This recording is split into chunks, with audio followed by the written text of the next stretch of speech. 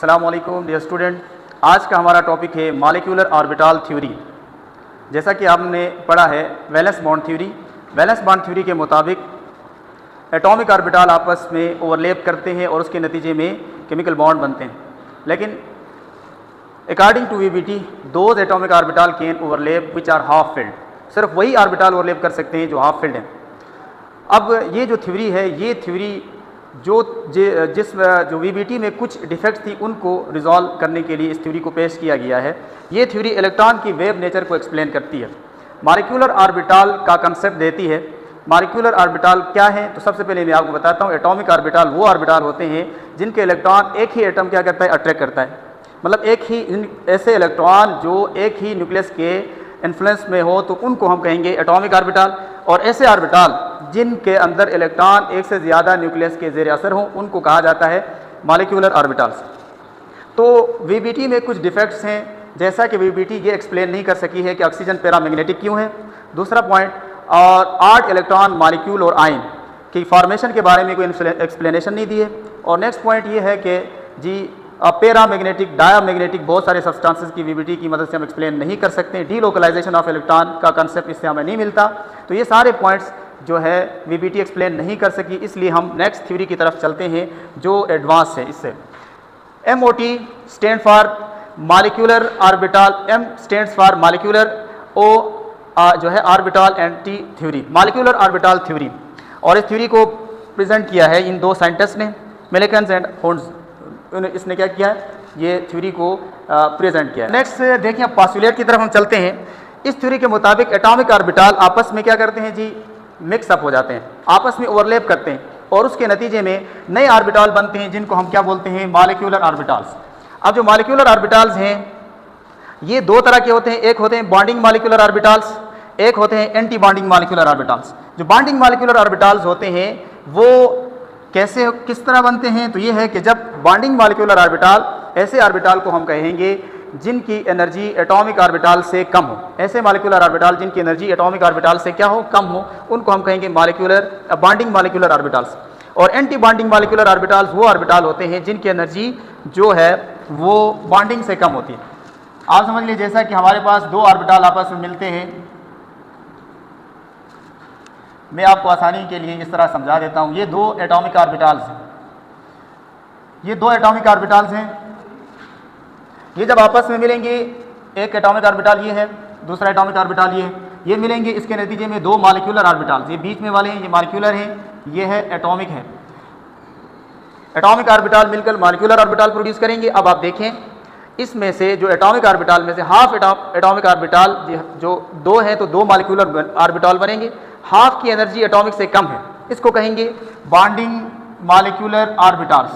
और हाफ की energy atomic से ज़्यादा है तो इसका नाम होगा एंटी बॉन्डिंग मॉलिक्यूलर ऑर्बिटल्स। तो इस तरह के दो ऑर्बिटल बनते हैं। अब यहाँ पे दो बातें ध्यान में रखें कि जो ऑर्बिटल की ओवरलैपिंग है वो इस तरह है, जैसे कि हमने पढ़ा भी है कि इलेक्ट्रॉन की वेव नेचर के बारे में हमने पढ़ा है कि इलेक्ट्रॉन क्या है जी, वेव की तरह मूव करता है। तो ये वेव बनाता है, जस्ट लाइक वेव की तरह मूव करता है। तो वेव के अंदर इंटरफेरेंस होता है, वेव और लेप एक दूसरे के साथ इंटरेक्ट करती हैं जिसको हम इंटरफेरेंस का नाम देते हैं। अब इंटरफेरेंस दो तरह से हो सकता है, एक है कंस्ट्रक्टिव इंटरफेरेंस और दूसरे का नाम है डिस्ट्रक्टिव इंटरफेरेंस। कंस्ट्रक्टिव इंटरफेरेंस ये होता है कि आप वेव है तो वेव का ये इस तरह के पोर्शन है, ये आपके पास है ट्रफ है, ये क्रेस्ट है। एक वेव का ट्रफ और क्रेस्ट के ऊपर आ जाए तो इस तरह की ओवरलैपिंग का नाम होता है कंस्ट्रक्टिव। लेकिन इस तरह हो कि एक वेव का क्रेस्ट दूसरे वेव का ट्रफ एक दूसरे के ऊपर आ जाए, इंटरेक्ट करें, तो इस तरह के इंटरेक्शन का नाम होता है डिस्ट्रक्टिव इंटरफेरेंस। जो कंस्ट्रक्टिव इंटरफेरेंस से molecular bonding molecular orbital form करते हैं, डिस्ट्रक्टिव से कौन से बनते हैं, एंटी बॉन्डिंग मॉलिक्यूलर ऑर्बिटल्स की फॉर्मेशन होती है। अच्छा जी, अब हम चलते हैं बॉन्ड ऑर्डर।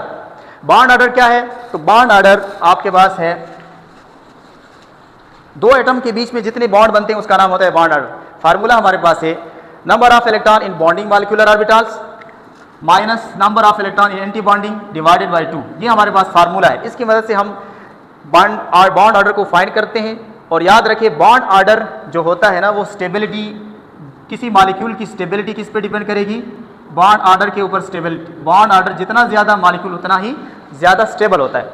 और फिर इसी तरतीब से जो बॉन्ड ऑर्डर होता है, स्टेबिलिटी फिर इसी तरह होता है कि number of electron in bonding molecular orbital और inversely related with the anti bonding molecular orbitals. अब जो इलेक्ट्रॉन की फिलिंग हमने करनी है कि इन मॉलिक्यूलर ऑर्बिटल्स में इलेक्ट्रॉन कैसे फिलअप किया जाएगा, जैसे कि हम एटॉमिक ऑर्बिटल में फिल करते हैं according to Aufbau principle, according to Pauli's exclusion principle, according to Hund's rule. इन्हीं रूल के मुताबिक हमने क्या करना होता है, इलेक्ट्रॉनों को फिलअप करना होता है। बॉन्ड एनर्जी ऑर्डर जैसे कि आप जानते हैं, सिग्मा, सबसे पहले सिग्मा 1s, फिर इसके बाद sigma star 1s, sigma 2s, sigma star 2s, इसके बाद यहाँ पे आप जाएंगे सिग्मा स्टार 2s के बाद pi 2p x is equal to pi 2p y which is equal to sigma 2p z, और इस तरतीब से यहाँ पे आपके पास है pi star 2p x is equal to pi star 2p y, और यहाँ पे सिग्मा स्टार 2p z। ये एटॉमिक ऑर्बिटल का एनर्जी ऑर्डर है, इसमें हमने इलेक्ट्रॉनों को फिलअप करना है। अभी हमने एप्लीकेशन की तरफ जाना है कि ये मॉलिक्यूल कैसे फॉर्म करते हैं। सबसे पहले s2 मॉलिक्यूल्स, इलेक्ट्रॉनिक कन्फिगरेशन है 1s1, और इसमें अब हमने क्या करना है जी, इसमें अगर हम के अंदर हम देखेंगे एटॉमिक ऑर्बिटल्स हैं, ये आ जाएगा 1s एक एटम का, दूसरे का 1s, दो हाइड्रोजन एटम है, इससे दो ऑर्बिटल मिलके दो मॉलिक्यूलर ऑर्बिटल प्रोड्यूस करेंगे, एक का है सिग्मा 1s और दूसरा है सिग्मा स्टार 1s। अब चूंकि इलेक्ट्रॉन हमने फिल करना है एनर्जी ऑर्डर में, तो कैसे फिल करेंगे, दो इलेक्ट्रॉन इसमें फिल करेंगे, तो दोनों इलेक्ट्रॉन इसी में आ जाएंगे क्योंकि इसकी एनर्जी कम है, और दोनों इलेक्ट्रॉन इसमें आने पे अब हमने क्या करना है, बॉन्ड ऑर्डर निकालना है। तो बॉन्ड ऑर्डर निकालने के लिए आपके पास क्या है, number of electron in bonding कितने हैं, 2, माइनस एंटी बॉन्डिंग में कितने बचे, 0। तो अब 2 पे डिवाइड करेंगे, बॉन्ड ऑर्डर कितना आया, 1। तो इसका मतलब है कि हाइड्रोजन एटम्स के बीच में एक बॉन्ड है, हाइड्रोजन एटम के बीच में कितने बॉन्ड है, एक बॉन्ड। तो इस तरह, और दोनों इलेक्ट्रॉन क्या है, पेयर्ड है। तो ये मैग्नेटिकली कौन सा बिहेव कर, मैग्नेटिकली किस तरह होंगे, डाया के पेरा, डाया पेरा, डाया के पेरा, डाया डाया मैग्नेटिक, क्यों, और ये मैग्नेटिक फील्ड में रिपेल हो जाएंगे। ठीक है, नेक्स्ट मॉलिक्यूल हमारे पास है, नेक्स्ट हमारे पास है हीलियम He2 मॉलिक्यूल। इसकी इलेक्ट्रॉनिक कन्फिगरेशन है एटॉमिक नंबर 4 है, एटॉमिक नंबर 2 है। तो आप देखेंगे 1s2 मॉलिक्यूलर इलेक्ट्रॉनिक कन्फिगरेशन इसकी ये है, सिग्मा 1s2 और सिग्मा स्टार 1s2। नेक्स्ट हम मॉलिक्यूलर ऑर्बिटल में जाते हैं, देखें 1s2 1s2, ये दो एटॉमिक ऑर्बिटल्स हैं जो आपस में क्या कर रहे हैं, मिल रहे हैं, और दो मॉलिक्यूलर ऑर्बिटल प्रोड्यूस कर रहे हैं, एक है सिग्मा 1s, दूसरा सिग्मा स्टार 1s। इसमें बचे देखें तो इलेक्ट्रॉन हमारे पास कितने हैं जी, 4। इसको फिलअप कर दें, सिग्मा 1s में 2 इलेक्ट्रॉन, सिग्मा स्टार में 2 इलेक्ट्रॉन, तो ये 4 इलेक्ट्रॉन। अब आपने क्या निकालना है, बॉन्ड ऑर्डर। तो बॉन्ड ऑर्डर निकालने के लिए क्या करोगे, वही बात है, number of electron in bonding में कितने हैं, 2, एंटी बॉन्डिंग में कितने हैं, तो मतलब बॉन्डिंग और एंटी बॉन्डिंग में इलेक्ट्रॉन बराबर हो गए, तो 2 - 2 डिवाइडेड बाई 2, आंसर क्या आएगा, 0। तो इसका मतलब ये हुआ कि इधर कोई बॉन्ड नहीं बनेगा, हीलियम का molecule does not exist. Next हमारे पास है ऑक्सीजन मॉलिक्यूल, और ऑक्सीजन के इलेक्ट्रॉनिक कन्फिगरेशन आपके सामने है 1s2 2s2 2p4, atomic number ये है। बॉन्ड ऑर्डर को बाद में देखते हैं। आप नेक्स्ट मॉलिक्यूलर ऑर्बिटल डायग्राम की तरफ जाएं। मॉलिक्यूलर ऑर्बिटल डायग्राम में देखें, हमने सिर्फ किसको देखना है, वैलेंस शेल के अंदर जो ऑर्बिटल हैं, 2s एक एटम का, दूसरे एटम का 2s, इससे दो ऑर्बिटल प्रोड्यूस करेंगे, sigma 2s sigma star 2s। फिर इसके बाद हमारे पास ये p में कितने इलेक्ट्रॉन है, 4, px py pz, इस ये ओवरलैप करेंगे तो इसके नतीजे में 2pz सिग्मा 2pz, और इस तरतीब से पाई 2px और इसके बाद पाई 2py, इन दोनों की एनर्जी क्या है, सेम है। इसी तरतीब से यहाँ पे जो ऑर्बिटल है पाई स्टार 2px और पाई स्टार 2py, ये इसका क्या है, एंटी बॉन्डिंग है, और सिग्मा 2pz का anti bonding sigma star 2pz ये। अब अच्छा, इसमें इलेक्ट्रॉनों को क्या किया जाएगा, फिलअप किया जाएगा। कैसे करना है, अकॉर्डिंग टू देयर एनर्जी।